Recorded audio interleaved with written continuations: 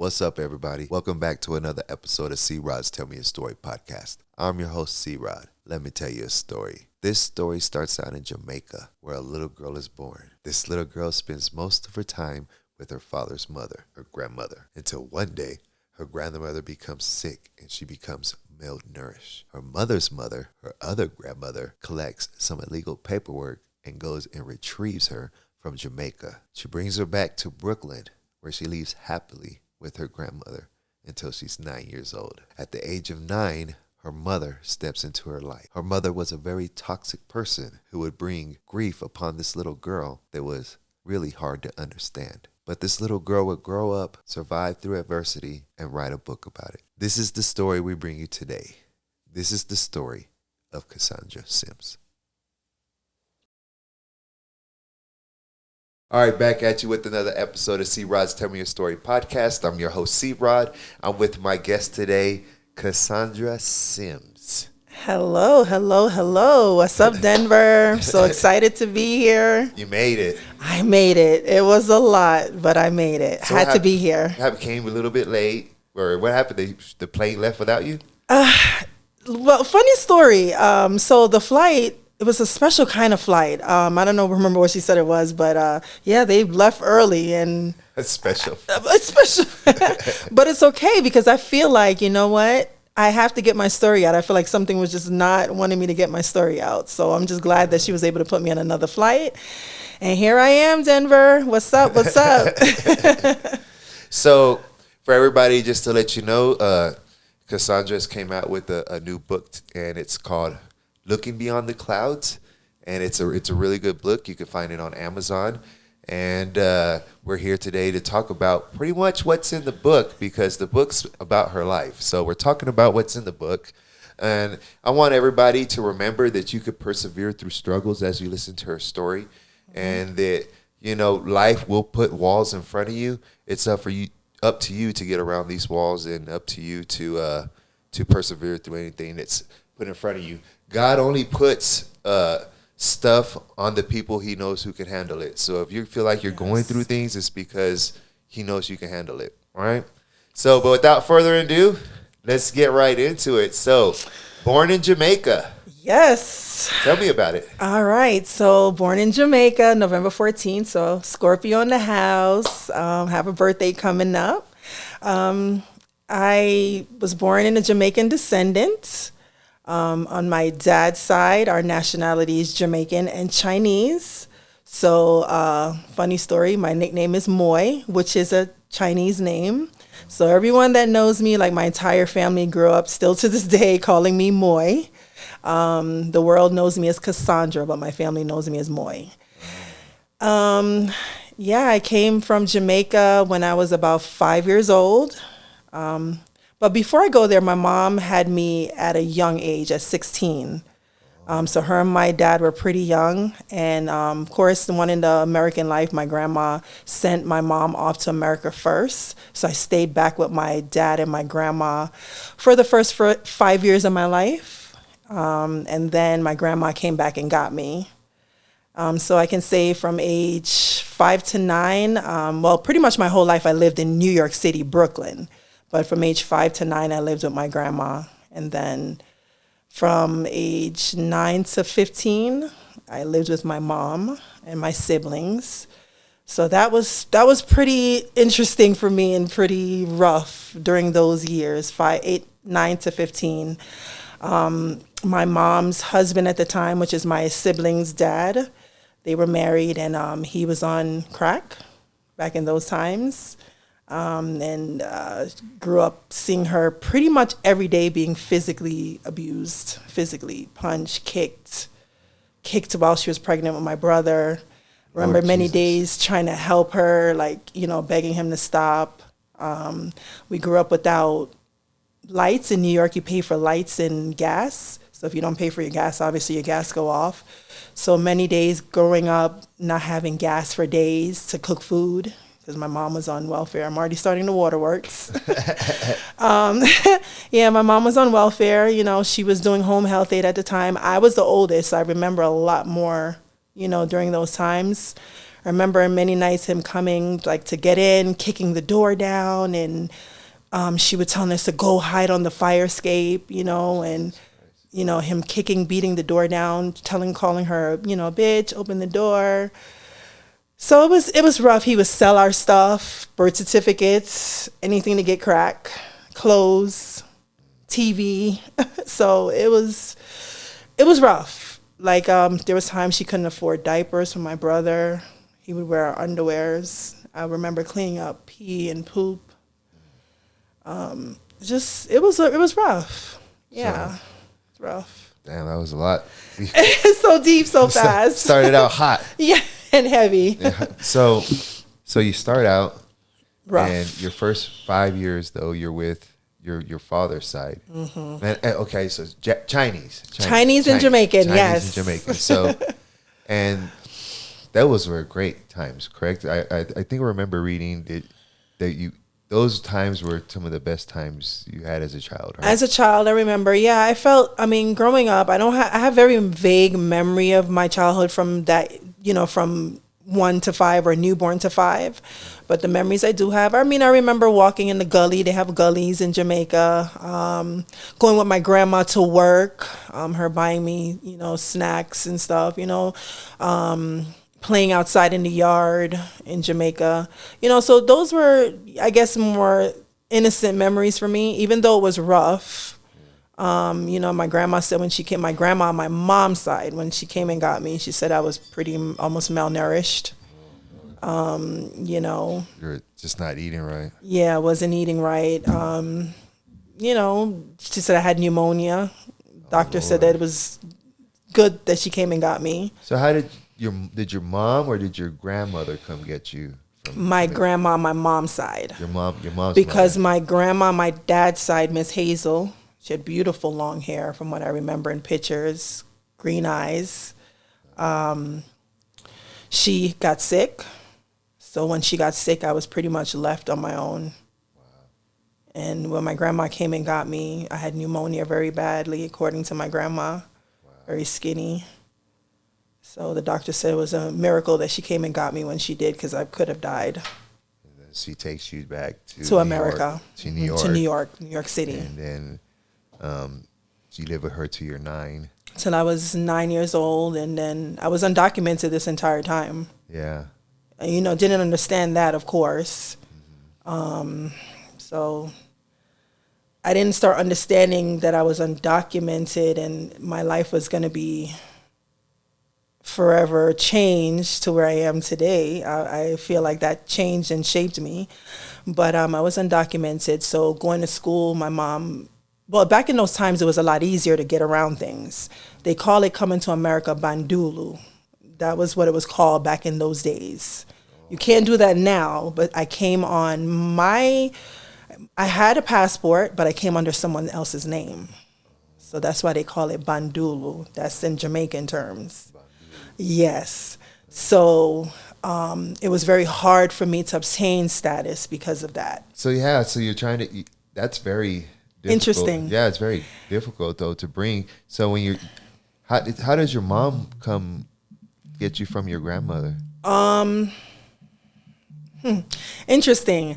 I'm not sure how that went about, but I can say, according to the talk of the family back in those times, it was to get me to babysit, help with the siblings. She needs some help, so she came and got yeah. her 9-year-old daughter? Yeah. So when I went to live with my mom, I should have called that chapter Cinderella.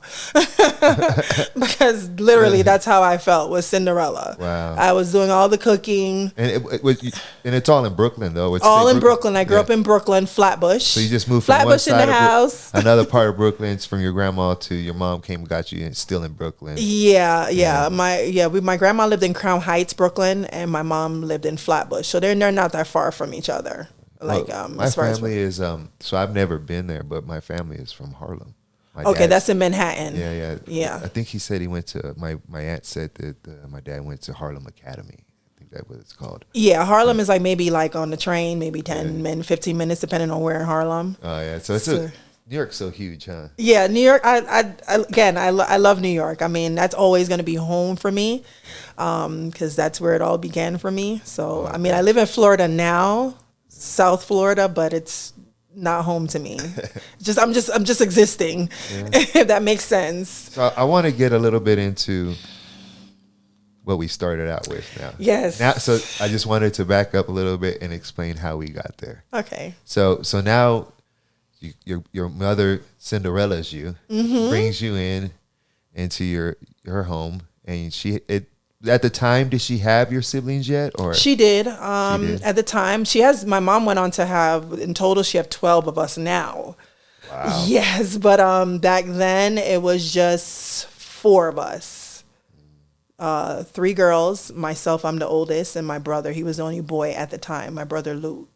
And was this man involved was he there already? They were married. I think they were married for about 12 years before he got deported. So quickly rushing ahead to that part, how they end up not being together anymore. But during the entire time that I lived with my mom and my siblings, she was married to him. His name is also Luke. And he was on, like I said, crack. And from day one, so from as far as I could remember, having that memory of my childhood from those years, living with her from 9 to 15. For most of those years, she was with him, and yes, he was on crack, and she pretty much got physically abused almost every day. Because I remember her wearing glasses, covering up black eyes, bloody lips. What are some of, not to bring up, bad memories? Well, this in my book, so I got to speak about it at some point. So you come into this household. They're making you're cleaning the house, you're cooking, you're babysitting, and then there's this man in this house who is abusing your mother, abusing you, and abusing everybody. Did he ever hit you? He never hit us, but he was.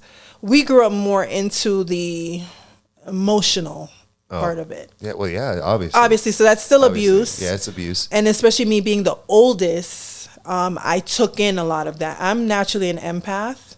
So I tend to feel things a lot more, mirror people a lot more, and that was something I learned in my later years. Eventually I'll touch on that, but back then I didn't know. I just was more sensitive to things that she was going through. I mean, I'm sure my siblings them were, but I felt like I took it in a lot deeper, because even as a kid, I remember many nights going to bed like praying, like from my dad, whom I haven't seen since I left Jamaica. So that's pretty rough. I haven't seen him since I left, and I left when I was 5. Yeah. So, I've only spoken to him through phones, when now WhatsApp app, Instagram, but back then it was letters. I used to write him letters telling him, how unhappy I was. Praying, I remember praying that he could come get me. Although back then I didn't know that he couldn't help me either, because he's in Jamaica. But, I just remember praying if he could come get me, and praying for God to take me out of this home and out of this life. And, I remember that still very strongly, the waterworks. It's okay. Just to paint a picture, could you give us an example of is there a time that stands out in your mind that is defined that I didn't want my life to be this way? No, that this cruel man put it. Do you have a memory that you want to share with us? You mentioned that he put you kicking the doors and this one. What I never forgot. I remember my mom was pregnant with my brother, and he came home like any other normal night, high on crack, trying to get in, and kicking the door, and I think I don't remember if she opened it or he kicked it in. And he just started beating her, kicking her while she was pregnant, like big belly, kicking her in her stomach, kicking her. And I'm begging him, like, please stop, please, And I think for me, that was a defining moment in my life, seeing her get beat up that way. How old were you? Like maybe 11, maybe 12. I don't think I wasn't a teen yet. Sorry. Yeah. So how does he get deported? Going to jail consistently. And I think, and all his jail stints were because of crack. And I think eventually, I don't know what was his situation with his papers, but eventually that's what happened. He ended up getting deported, and I think that was the way out for my mom. I remember her taking him to Jamaica, making sure he got settled. But yeah, I think that was her way out. What happens after that? It was just us for a while, but I was still Cinderella, taking care of the kids. She was working as a home health aide, so weekends sometimes she wasn't home. My sister's grandma, which was her ex-husband, the one that was on crack, used to come and watch us, or we would be home by ourselves, with orders not to open the door when anyone come, tell them I'm asleep, type of thing. And yeah, so eventually she ended up meeting the man that she's with now, that have kids with the other kids, and he wasn't abusive to her from growing up seeing her husband, but he was not very nice either. I think my mom just went through just toxic people, and I just remember seeing that, and I hated that about her. Like, why can't you see these things? Yeah, like such bad people and men. Yeah. And I remember telling her about him, like, when we go out, like, he talks to other women, like, I remember telling her that, because as a kid I was very blunt. I always spoke up. If I saw something, I would say something. So but she ignored it. He was very deceptive, was a liar, a cheater. And I just remember days when she used to leave us in the house with him. He used to pick on my little brother, lock him in the closet, and knowing that he was scared of the dark, and he would be screaming, and I'd be like, let him out. Why are you doing that to him? Yeah, like, I remember things like that. He was like that. He wasn't physically in front of us, to me, that I can remember abusive to her, but he was that way. Sounds like a prick. Yeah, just very, yeah. He ended up being on drugs at some point down the road too, and oh man, and she went through years with him of being homeless. At that time, not going ahead. I wasn't living with them at some point, but from 9 to 15, so I'll say from 13 to 15, he was a part of our lives. And what led me to not live with her anymore, one day I came home from school. I think I was a little late, and he slapped me in my face. Like, we got into it and he slapped me. And from a young age, I was always like, no, you're not going to put your hands on me, especially me knowing the way you are. You're not a great person. You're not my dad, and I remember us getting into a fight. And what shaped me and my mom's relationship till this day, I felt like she chose him over me. She told me to go live with my aunt since me and him weren't getting along. And I'll never forget her words. I'm going to move because, things are not going that great. And when I move, I'm going to come back and get you. And she never did. Yeah, that's what I was going to say. You went and lived with your aunt after this, right? Mm-hmm. And I never went back to live with my mom till this day. Just bouncing around after that. From aunt house to aunt house, grandma. And yeah, never went back to live with her. And she stayed with him all these years later. And all this bouncing around is affecting your school. Yeah. I made it all the way till 12th grade. I went to Erasmus High School in Flatbush in Brooklyn, New York. And I made it. And even, during the times when we were living together when I was with my mom, and I just had made 9th grade in high school, because they go 9th, 10th, here they say, I guess, sophomore, senior. So as a freshman, when she was with this new guy, he used to sell weed, and he used to do it right in the home with us. And we all used to sit, and she used to make us all do, you count, you bag, you staple. It was all of us in the house. Who is this again? My mom and her boyfriend. Wasn't Your even mom a stepdad. again? Yes. So I know.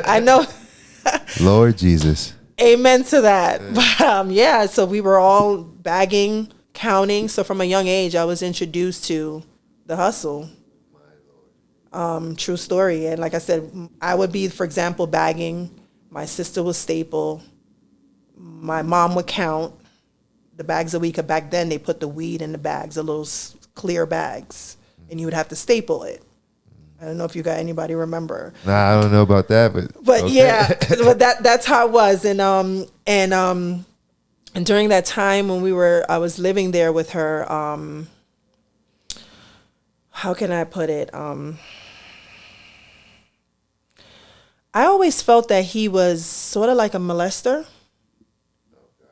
He didn't molest me because me and him never got along, and I hated him to the core, and I used to always put him in his place. Thank God. But I do feel, I didn't put this in my book, but my sister did share some things. And I tried to tell my mom, even because I suspected it, that he was just funny and just weird. And how I got to the conclusion of that, he tried to talk to one of my friends that was the same age as me. At that young age? At that young age. And she came and told me. Piece of shit. Yes. So the things that my mom, I felt exposed us to, I should say, all that he was doing, and she knew. That was the thing that got me with her. It's not that she didn't know. And I would just feel like you were this desperate, like you're destroying your kids all for this man. And it was so funny. She went on years later to continue a relationship with him where he ended up being on drugs and drinking and just was put her through situations of being homeless. And thank God at that time I was no longer living with her, but I was still going through my own things, my own trials, because I'm now left to fend for myself. At this time, even though I was living with my aunts, it wasn't a situation where they took me in and they made sure I had school clothes and, things like that. Like I literally had to go to work and like buy my clothes and just gave you a place to sleep. Basically. And I turned into Cinderella with them too, like taking care of their kids when they were out, like being the living babysitter. So growing up in my teenagehood, I didn't enjoy it. Like I didn't get to go to prom and, like have fun. So you made it to 12th grade. 12th grade. And then what happens? And I didn't finish. I didn't graduate because that's when reality was setting in for me, that I was undocumented and I couldn't do anything after high school. And it was my guidance counselor, God bless her, Miss Carpet. She was such a nice person to me. Made me realize like what was happening at that time. So it's like almost like I lost like the interest for school after that. And I was track and field, first place every time, jumping the hurdles, storytelling contests, because I was great from small, writing poems and things like that, that I couldn't get the opportunity to do. A lot of things in school I had to pass up the opportunity because I didn't have any documents to be able to go forward, to travel, to go to the Olympics and do all these things. So I lost a lot of opportunities even during high school. So 12th grade, when it hit me that I couldn't go on to college, I wanted to be a lawyer from a young age. That's right. I couldn't go on to college. I couldn't get a job after high school. So that's when reality was setting in for me, and I just lost interest in school and just didn't finish. So then you go on, start working? Start working. What are you doing? 18, I was out on my own, like renting a room, working clothing stores, making like $100 a day. If you calculate that, maybe $2, $3 an hour. So I was barely making $300-$400 a week. I started dancing at 18, 19. I got introduced to someone, that a lady I was living with at her house. Her daughter, I think was it her daughter, I think? Somebody in her family knew someone that, would take you to the clubs and you can, she'll pick you up. She'll be there to oversee everything. And that's how I had got introduced to that, because I was struggling. I was barely making it. I was living in a dark basement. And during the day, it was like you couldn't even tell it was daylight. So nowadays, I want you, this is maybe should be in the end, but since we're on the topic, there's a culture for the young women that it's kind of bad nowadays. Mm-hmm. And what do you have to tell to someone who has been there and been in that situation? What advice would you have to someone if someone comes up to, my daughter over here one day and they're like, hey, you can just come with me and I'll take you That's what she would do, right? Yeah. She would just take you and. That's an interesting question. Well, which I feel like I do. Which I feel like I answer that in my book, but I would love to share that. I would definitely, obviously, would not put her in a situation like that because I didn't want to be in a situation like that. You know, I've always been very strict on morals, integrity, even at a young age. My image to me was everything, not necessarily to perceive to the world that I wanted to put on a persona, you know, but to me, you know, who I was internally. So I definitely wouldn't put her in that position. I would definitely tell her to, try to find a different way, because stay away from that, lady. Stay away from that. Yeah, definitely. And that's the whole point of my book, is to help, because someone is my story today. Someone is going through everything that I went through, or one or two things that I went through. And I want to tell people, always be true to yourself, stay grounded, stay positive. Don't let no one confuse you, of course. And keep pushing, keep climbing, because it may look rough and bumpy, but there's always a silver lining. So you're going along, you're working, you're just trying to make it, and then you meet your first love. Is that what I believe I read? Yes. Yeah? Well, yes. I think I read your book, right? Look at you. Okay. Tell us about it. So, yeah, Michael Jennings. My grandma hated him. God rest her soul. She hated him. But yeah, I actually met him over the summer when I used to go babysit my aunt's kids. Yeah, that's how we met. And we got together, and it started slow. He was older than me. What was the age difference? Maybe 4 years. It's not too bad, though. Not too bad, but he was a bit older than me, a lot more experience. But I did consider him my first love, which I did put that in the book. But it was a first love that I felt like was, looking back on it now, maybe not so much my first love.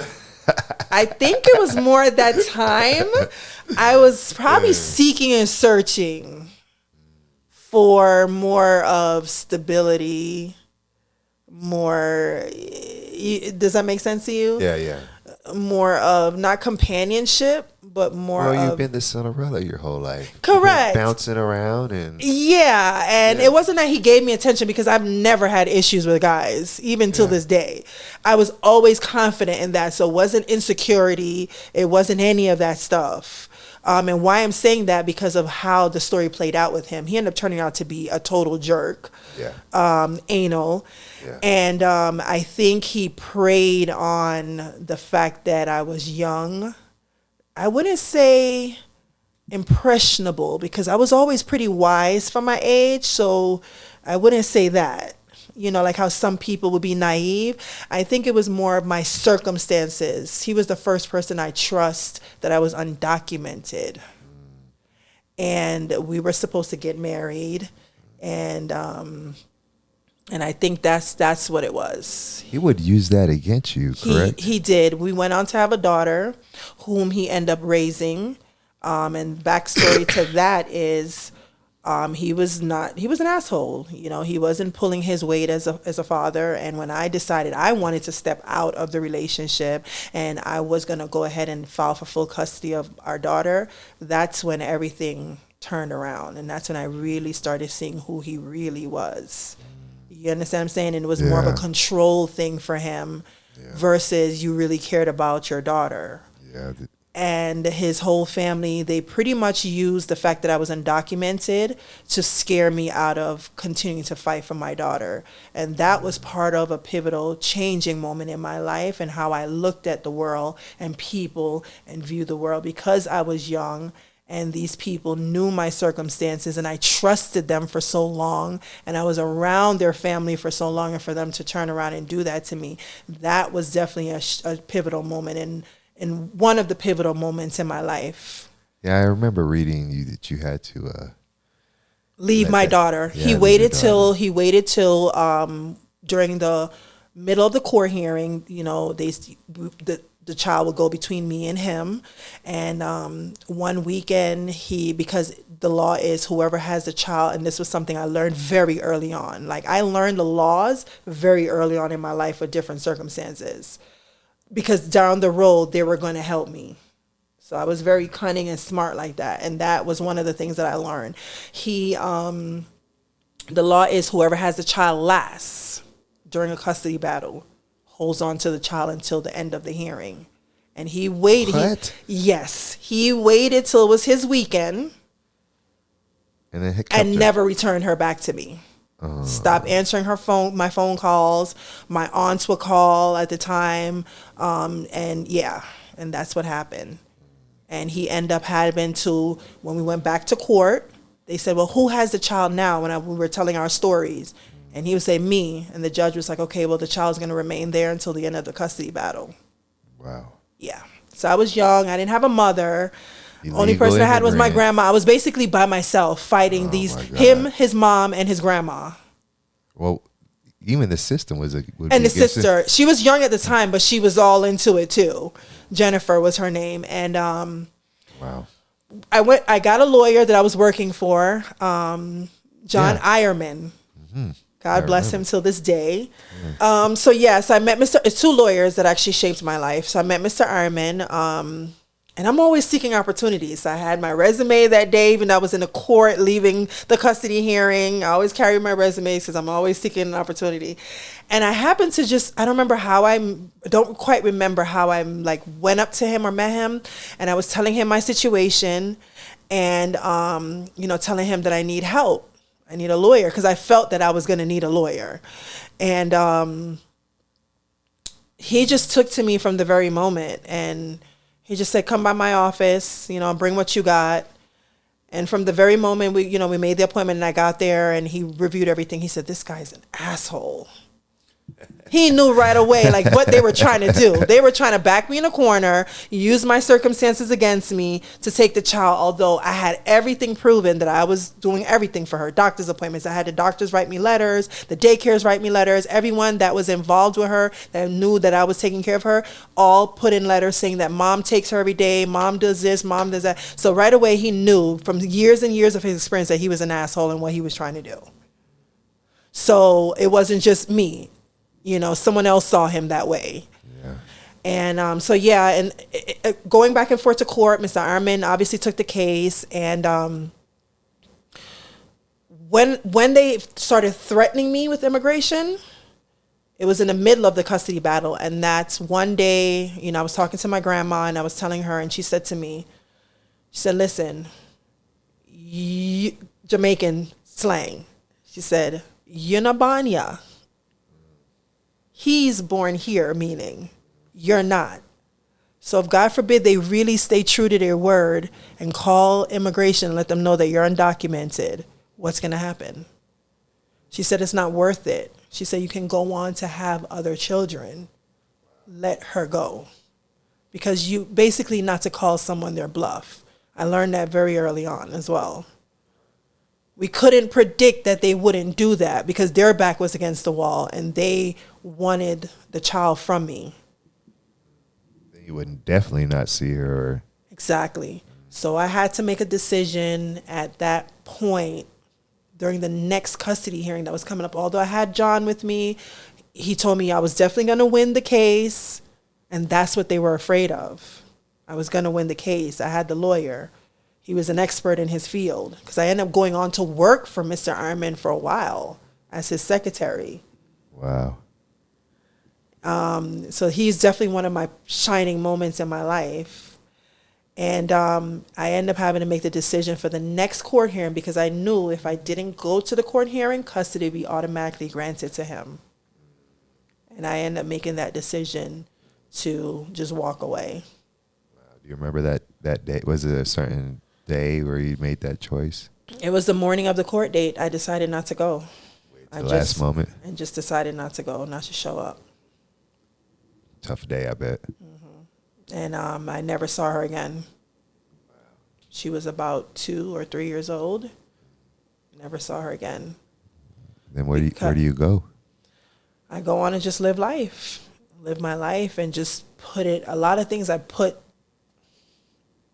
behind me and just kept going forward. Have you seen her? No.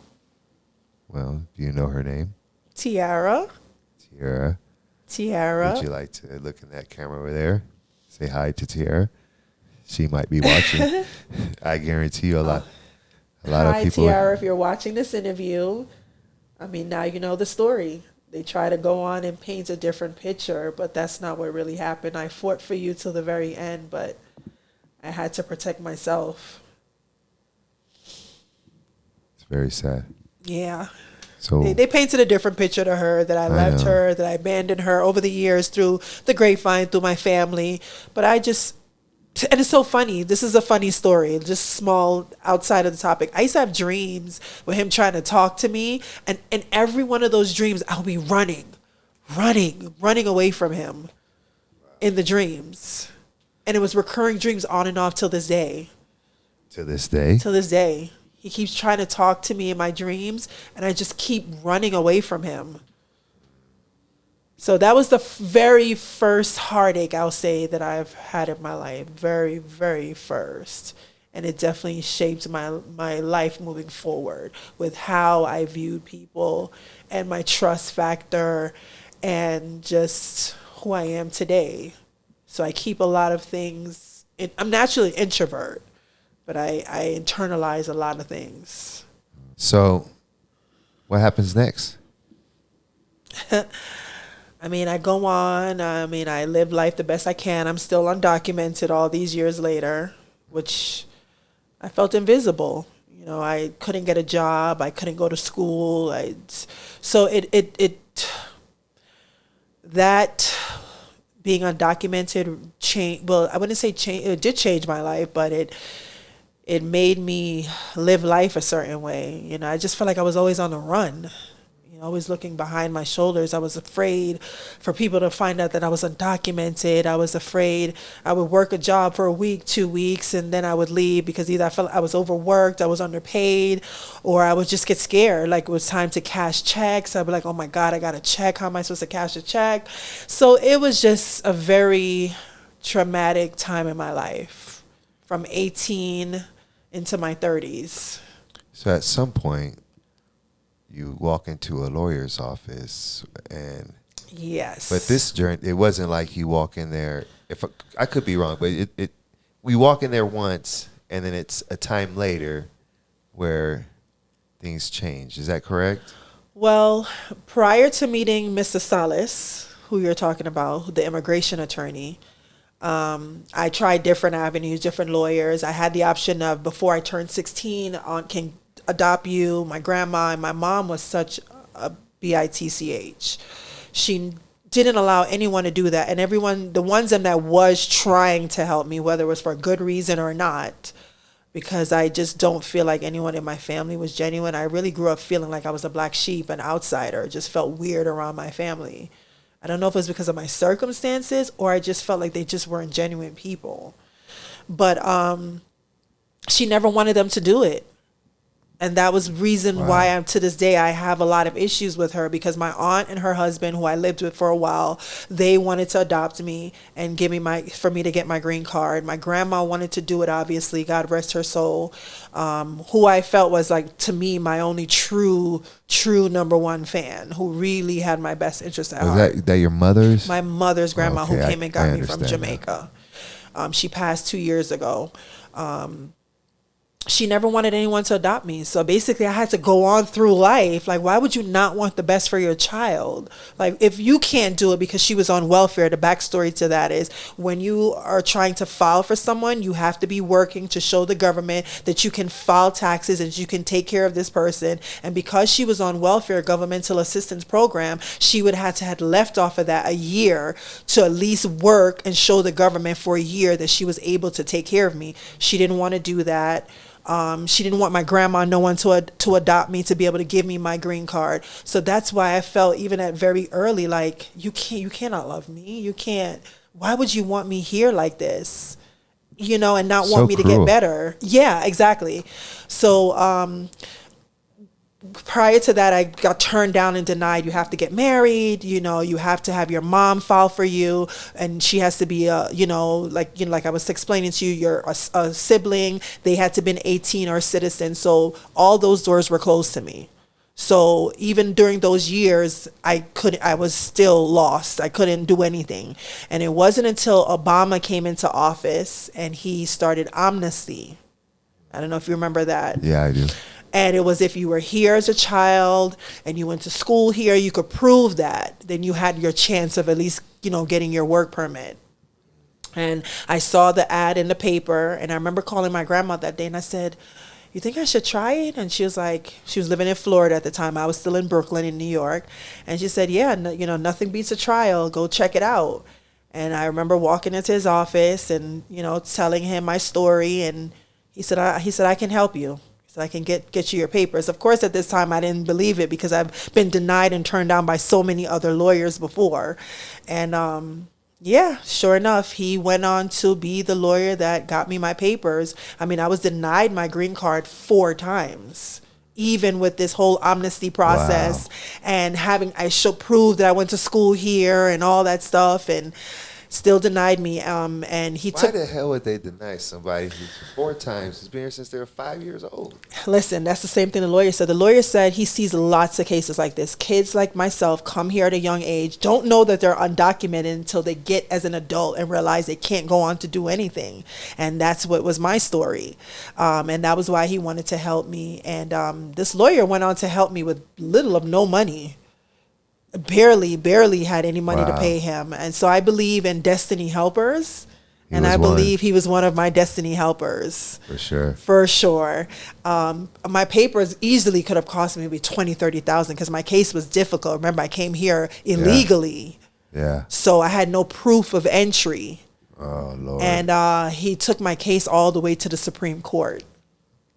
Finally got, and it was not an overnight. I end up getting married.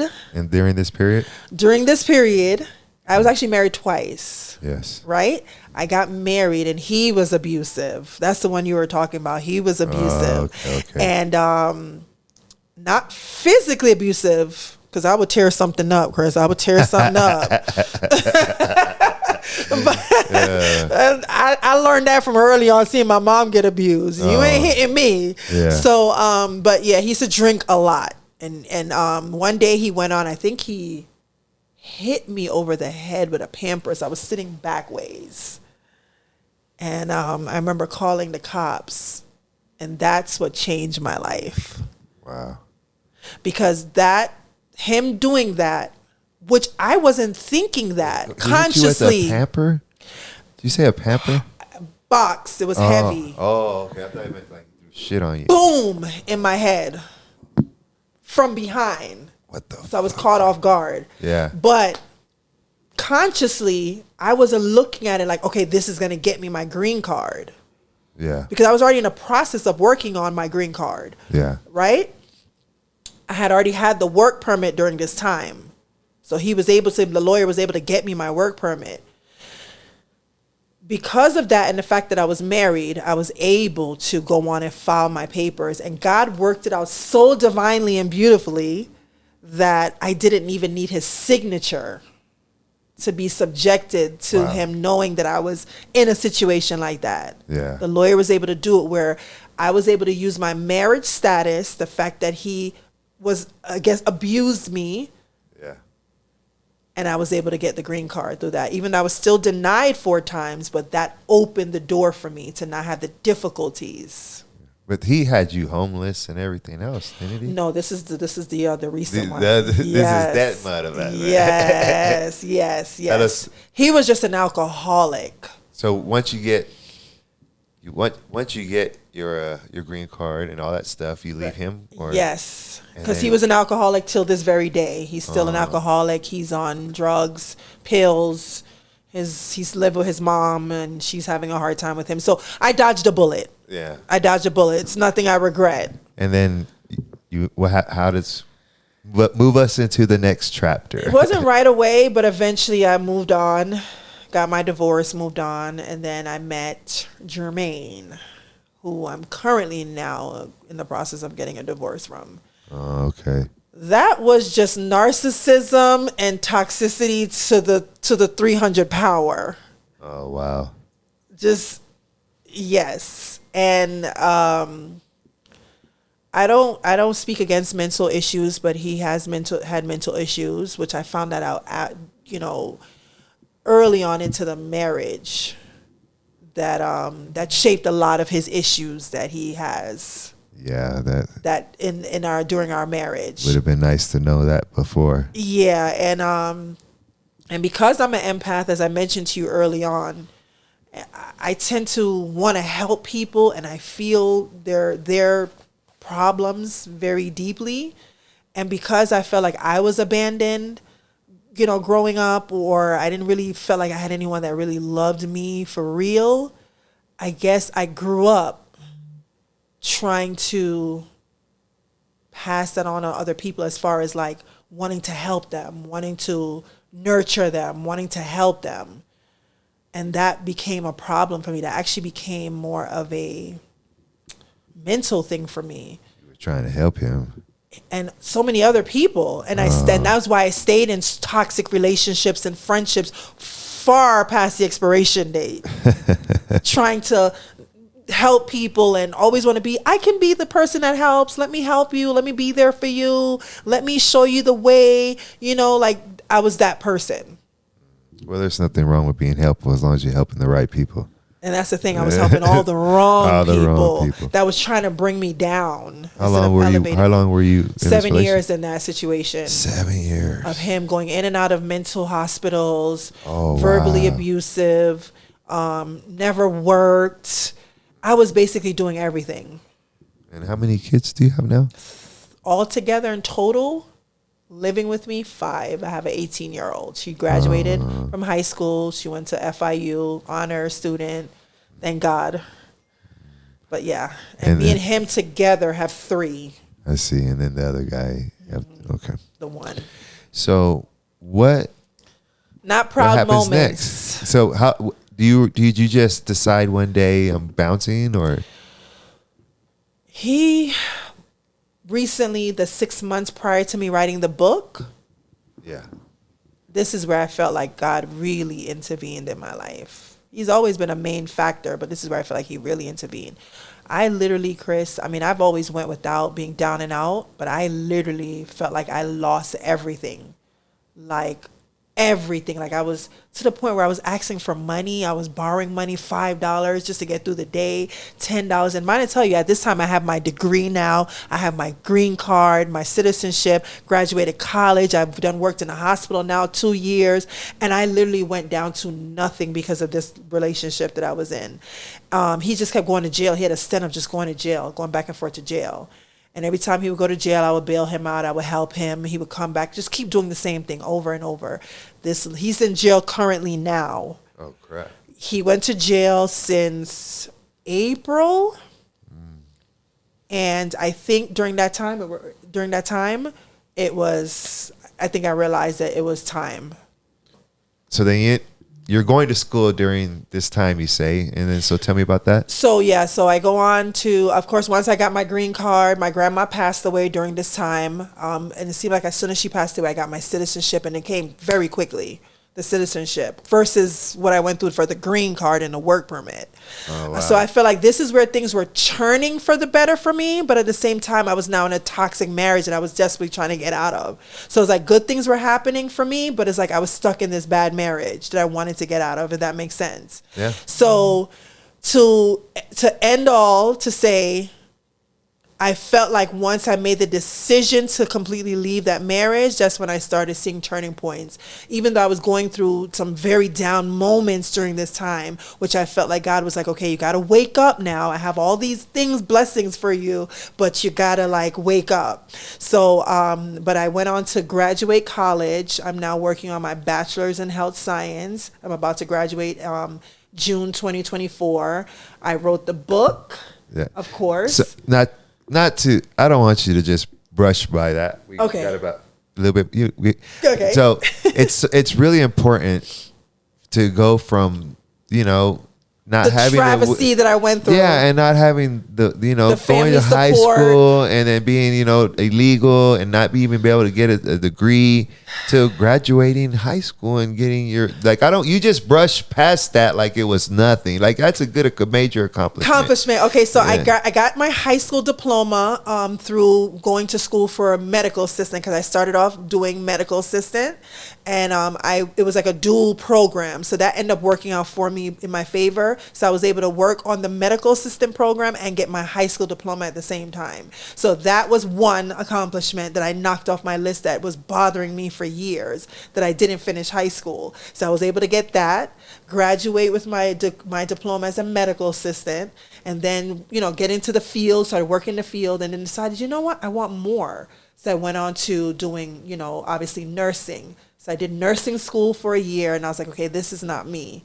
So I figured, since I was already in the medical assistant program, maybe I'll just go on and just get a degree as a medical assistant. So I went on to going on to a university, getting my associate's degree in medical assistance in science. And now currently I'm working on my bachelor's in health science. Let's so go. I'll be graduating June 2024. Let's go. With my bachelor's in health science. Yes. In the middle of that, between graduating with my associates and now working on my bachelor's, I end up writing the book. The book came about. So I want you to go ahead and tell everybody about the book, where they can get the book. Put all your plugs in now. I am super excited, y'all. My book is super dope, so make sure y'all get it, support it. It's called Looking Beyond the Clouds, A Guide to Believing in God's Divine Timing. Yes, how would I have gotten through all of this without believing in God's divine timing? And it's a guide for you to trust in your process and believing in God's divine timing. So please go get the book. It's available on Amazon. Now, guys, that was just a quick rough draft. I wish I could have bring you a little bit longer. Should I thank anyone? Should I say anything? Do anything you want to say. Go ahead. This is your time. All right. Well, you got a flight to catch. First and foremost, I want to thank C-Rod for having me on his show. Thank you so much. He was super amazing and dope from the beginning. I want to thank Cool Guy Media, my day one. He did all my videos, my photo shoots, looked out for me times when I didn't have money. Definitely one of my destiny helpers.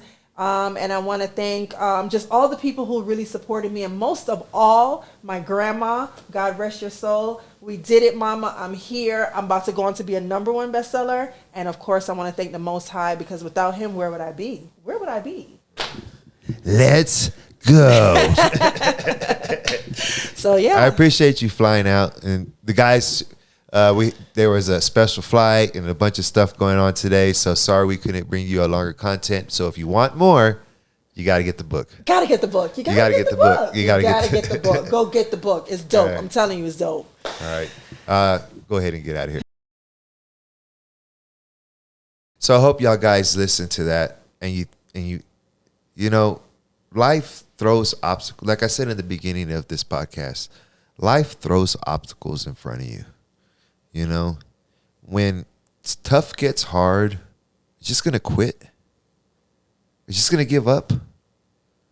When you wake up in the morning and the world ain't going your way, are you going to say, fuck it, and lay in bed? When you're out on the road and you hit 5 o'clock traffic and people are blowing the horns and you just want to go home and get tired and go to sleep because you're tired, just going to go home and crawl in your house and give up? Or are you going to step up and be the person that you were meant to be, the person that your God wanted you to be? Are you going to step up, or are you just going to wilter away and float in the wind like a leaf? What are you going to do? Huh? That's really all I got to say to you. That's you listen to the story of what was presented in front of this young lady, and she was able to overcome it. And you're sitting in your house and you're whining and you're crying. Get over it. This is C-Rod. I'm out.